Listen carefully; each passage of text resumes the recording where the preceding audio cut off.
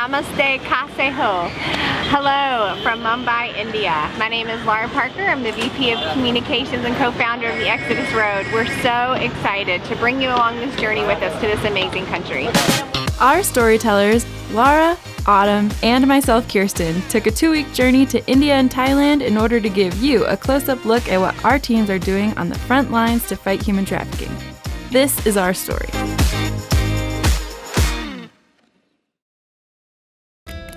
The first stop on our trip is Mumbai, a city of 16 million people and one of the most densely populated cities in the world. It's also home to Bravo Team, one of the Exodus Road's 4 search and rescue teams, and the reason for our visit. Good morning, everyone. We just finished having breakfast here in Mumbai. It's our first day, and we're getting ready to meet with our investigators and social workers. Oh, they're here! I think it's just so important for us to do this and to actually meet our people and get their stories and connect to what's happening here on the front lines. We spent the day getting to meet Bravo Team. Bravo Team is made up of investigators and social workers who are all nationals. These brave men and women are the real boots on the ground here in India. They go into some of the darkest places in the world looking to find and free survivors of human trafficking, because human trafficking has become a significant problem in India. Some estimates say there are over 40 million modern-day slaves, and there are 18 million living in India alone. The main types of trafficking we see here are forced marriage, forced begging, bonded labor, and of course the commercial sex industry. Currently, Bravo Team has 3 national social workers. They're all female, and we asked one of them to tell us what her role was, describe it for us. And she said really simply but really powerfully, she said our role is to give comfort and courage. She said they also build trust so that victims are able to give more accurate and truthful reporting and testimony to police so that traffickers can be arrested. We also wanted to get a closer look into the role our investigators play in rescue work. Since over 80% of the Indian population lives in the rural areas, many investigations are actually in remote villages. So we left the big city and headed out to the countryside to check it out for ourselves. So we're in rural India now, which is where Bravo Team does a lot of their frontline work. Girls can be sold here for as little as 150 rupees, which is less than $2 for sex.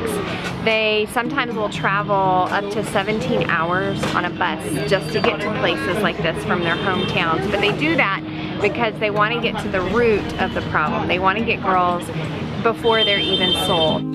There is a stark difference between this village and Mumbai. There's a lot more poverty and a lack of education. Because of this, we learned that it's very easy to be tricked into false employment, trafficked into the big city, and forced into prostitution. We wanted to see where these girls were being taken, so we traveled back to Mumbai, where Bravo Team's country director took us on a sobering tour through Mumbai's red light district, one of the biggest in the country.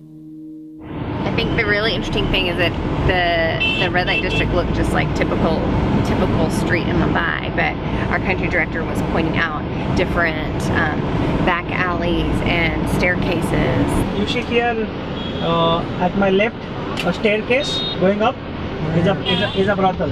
That's a brothel. Up. On the second floor? You see that pink old building? It has 60 brothels in one building. 60?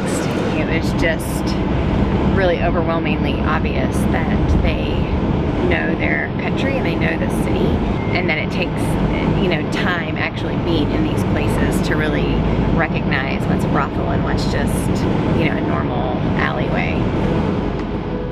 These people are our heroes, and they are doing such inspiring and difficult work.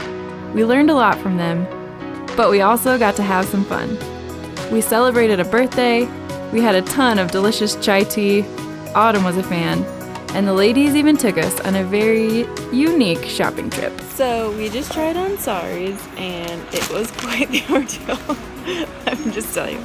Actually, we only even tried on the blouses, and that was enough. And it took about 2 hours. Some perspective. We loved getting to spend time with Bravo Team and share a few laughs with them. It was so impactful to see the work that they're doing in both the city and the rural areas. But now it's time to head to the next leg of our trip, Thailand. One thing I can say about Thailand is they really like their stairs. All right, we're gonna tackle it. Almost there. Had to stop, catch my breath.